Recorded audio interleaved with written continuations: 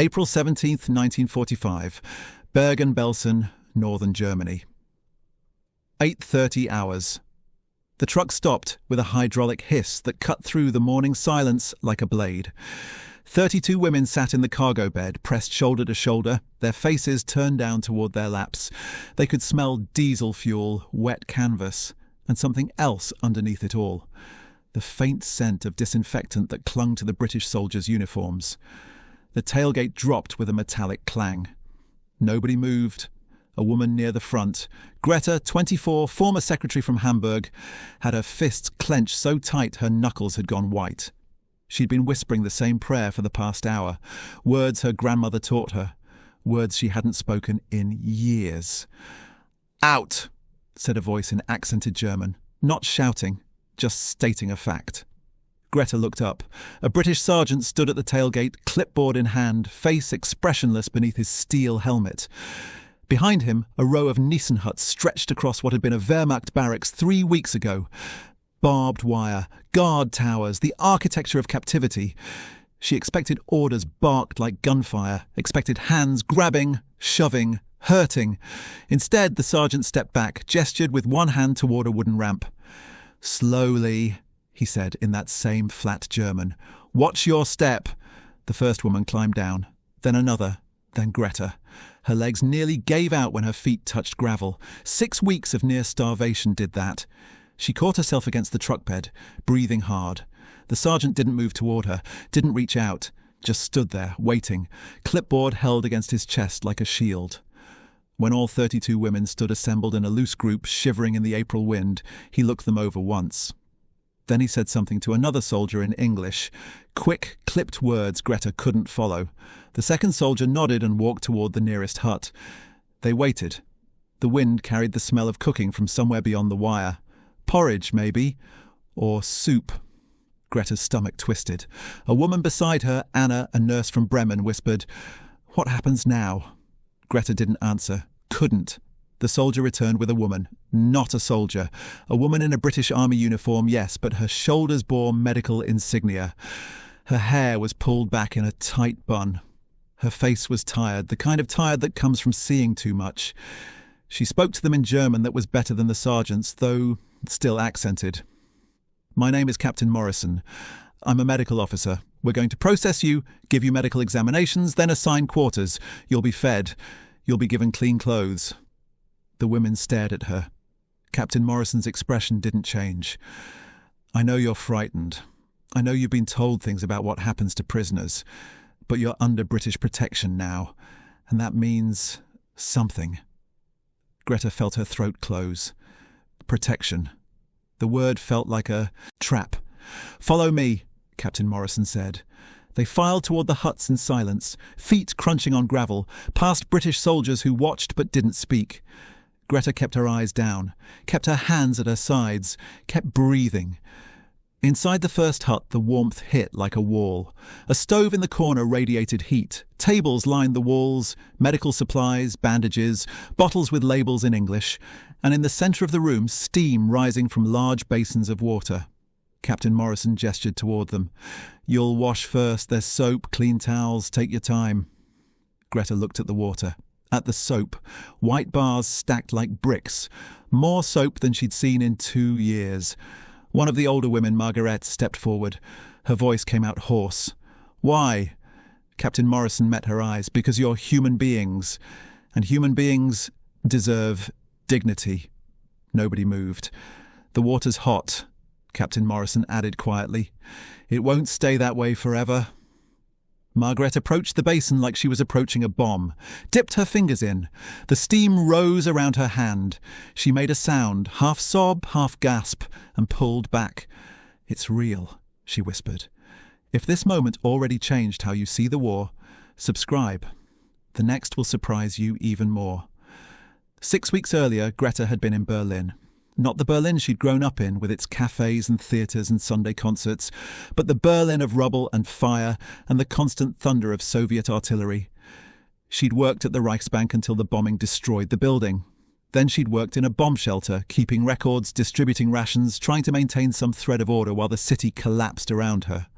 When the order came to evacuate, she'd joined a column of civilians heading west, away from the Russians, toward the Americans or British, who everyone said were more merciful. But the roads were chaos.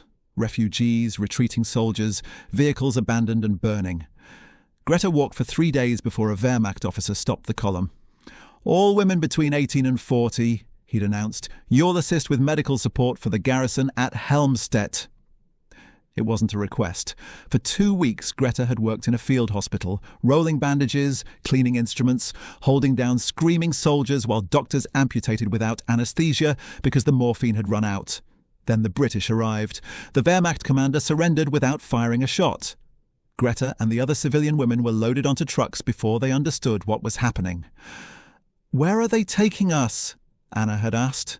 Nobody knew. Now, standing in this hut with hot water and soap and a British medical officer who spoke about dignity, Greta still didn't understand. But slowly, one by one, the women approached the basins. Greta was fourth. The water was so hot it stung her hands. She scrubbed mechanically at first, washing away dirt and sweat and the smell of fear. Then she washed her face, her neck, her arms. The water turned grey. She kept washing. When she finally stopped, a British nurse, young, blonde, couldn't have been more than 22, handed her a towel. Clean, white, rough cotton that smelled like nothing but cloth. "There are clothes over there," the nurse said in broken German, pointing to a table stacked with simple dresses. "Find one that fits." Greta took a dress. Dark blue, too big in the shoulders but otherwise serviceable, and changed behind a privacy screen that someone had set up in the corner. When she emerged, Captain Morrison was checking Anna's throat with a wooden tongue depressor. "Any pain?" Morrison asked. "No," Anna whispered. "Coughing? Fever?" "No." Morrison made a note on her clipboard. "You're dehydrated and malnourished, but nothing that won't improve with regular meals. Next." Greta stepped forward. Morrison's examination was clinical, efficient, impersonal in a way that felt strangely respectful. She checked Greta's eyes, throat, lungs, pressed gently on her abdomen to check for internal injuries. "Any medical conditions I should know about?" Greta shook her head. "When did you last eat?" "Yesterday. Bread. A little." Morrison wrote something down. "You'll eat 3 times a day here, breakfast, lunch, dinner. The food isn't fancy, but it's nutritious and there's enough of it." Greta felt something crack inside her chest. Enough of it. When had there last been enough of anything? "You can go with Sergeant Collins," Morrison said, gesturing to a soldier by the door. "He'll show you to your quarters." The barracks were long, low buildings with rows of metal cots. Each cot had a mattress, a pillow, 2 blankets. A small locker stood at the foot of each bed. Sergeant Collins, the same one from the truck, walked them through in silence, pointing to things as he went. Washroom, a building with sinks, toilets, showers. Mess hall, where the smell of cooking came from. Recreation hall, a building with windows and what looked like chairs inside. He stopped at the entrance to one of the barracks. 32 beds in here. You'll each be assigned one. There's a duty roster. You'll work 4 hours per day. Laundry, kitchen, administrative tasks. In exchange, you receive payment. "Payment?" Margaret asked. "Yes. British military scrip. You can use it at the camp canteen." He handed Greta a piece of paper with a number written on it. "Bunk 14. Your name will be added to the roster tonight." Then he left. The women filed inside, found their assigned bunks, sat down in silence. Greta stared at her hands. Clean. For the first time in weeks, actually clean. Anna sat on the bunk next to hers. "This doesn't make sense," she said quietly. "No," Greta agreed. "Prisoners aren't supposed to be paid. Prisoners aren't supposed to have hot water and soap and—" Anna gestured helplessly at the barracks around them. "This." Margaret, on the bunk across from Greta, spoke up. "My husband was captured by the British in North Africa. He wrote me letters, said they treated POWs well. I thought he was lying to pass the censors." "Maybe he wasn't lying," said another woman, younger. Her name was Clara. "Maybe," Margaret said. But she didn't sound convinced. That night they were brought to the mess hall for dinner. Long tables, benches, British soldiers eating at some tables, German POWs at others. No separation, just different groups occupying different spaces. Greta sat down, and a British soldier, couldn't have been older than 19, set a tray in front of her. Boiled potatoes, carrots, a piece of meat she thought might be mutton. Bread, butter, tea, real food. Not ersatz coffee and sawdust bread. Real food. She ate slowly, forcing herself not to gulp, not to make herself sick. Around her, other women did the same. Some cried silently while they ate. Halfway through the meal, Clara turned to Greta. "I don't understand why they're doing this." "Doing what?" "Feeding us. Treating us like we matter." Greta had no answer, but Margaret, who'd been quiet, said, "I think that's the point. They want us to see that we matter, even now." The routine established itself quickly. Wake at 0700, wash, dress, breakfast at 800, work assignments from 0900 to 1300, lunch, free time, dinner at 1800, lights out at 2200. Greta was assigned to the administrative office, helping sort documents and translate German paperwork the British had captured. Her supervisor was a lieutenant named Davies, a thin man with wire-rimmed glasses who'd been a school teacher before the war. On her second day, he handed her a German-English dictionary. "Your English is good, but this will help with technical terms." "Thank you," Greta said. Davies nodded. Then, after a pause, "I know this situation is strange, but we need the work done, and you need something to occupy your time. It's better than sitting idle." He was right. The work was tedious, but absorbing. It kept her mind occupied, kept the fear at bay. On her third day, Davies brought her tea during the morning break. Set it on her desk without a word. Greta stared at it. "Sir, you look tired," Davies said. "Tea helps." Then he went back to his own desk. Greta picked up the cup. The tea was hot, sweetened with a little sugar. She drank it slowly, and for the first time in months felt something other than fear or exhaustion. She felt almost normal. The letters started arriving in the second week. Mail call was held in the recreation hall. A sergeant would read names from envelopes and women would come forward to claim them. Hoffman, Schmidt, Bauer, Klein. Greta's name wasn't called the first week, or the second. But on the third week the sergeant called Richter, Greta's maiden name. She stood, walked forward on unsteady legs, took the envelope, her mother's handwriting. She sat down in a corner and opened it with shaking hands. "My dearest Greta, we received word through the Red Cross that you are alive and in British custody. Your father wept when we read the notice. We had feared the worst. Berlin is gone. What the bombs didn't destroy, the Russians did. We are living in Potsdam now, in a single room. There is little food, but we manage. Your brother has not been heard from since February. We pray he is alive. I am so grateful you are safe. Whatever they are doing to you, at least you are alive. That is all that matters." Your loving mother Greta read it 3 times. Then she folded it carefully and held it against her chest. Her mother thought she was suffering, thought the British were doing terrible things to her. And Greta was eating 3 meals a day, sleeping in a clean bed, drinking tea with a British lieutenant who worried she looked tired. The guilt was crushing. That evening she spoke to Anna. "Did you get a letter?" "Yes, from my sister. She's in Hamburg. The city is rubble. She's living in a cellar. My mother thinks I'm being tortured." Anna looked at her. "What did you tell her?" "I haven't written back yet. I don't know what to say." "Tell her the truth. She won't believe it." Anna was quiet for a long moment. Then she said, "My sister wrote that I should be ashamed, that I should have died rather than be captured." Greta felt cold. "She said that?" "Yes. She said survival is disgrace." "Do you believe that?" Anna's eyes were wet. "I don't know what I believe anymore." Margaret approached Greta the next day in the washroom. "I'm writing to my husband," she said, "telling him I was right to believe his letters. The British are—" She paused, searching for the word. "Decent.